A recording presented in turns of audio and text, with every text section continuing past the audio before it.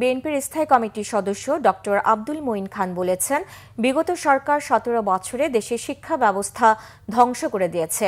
গ্রামগঞ্জের school সরকারি হয়েছে ঠিকই, তবে শিক্ষক শিক্ষার্থীরা ক্লাসে যায় না। তবে এজন্য তারা দায়ী নয়।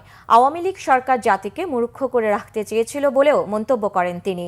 বিএনপির এই সিনিয়র নেতা বলেন, দেশের সাবেক প্রধানমন্ত্রী বেগম খালেদা জিয়া শিক্ষার্থীদের জন্য উপবৃত্তি চালু করেছিলেন, যার সুফল দেশবাসী পেয়েছে। দলের প্রতিষ্ঠাতা শহীদ রাষ্ট্রপতি জিয়াউর রহমানের 44তম শাহাদাত বার্ষিকী উপলক্ষে ঢাকা বিশ্ববিদ্যালয়ে সাদা দলের সেমিনারে এইসব কথা বলেন ডক্টর মঈন খান।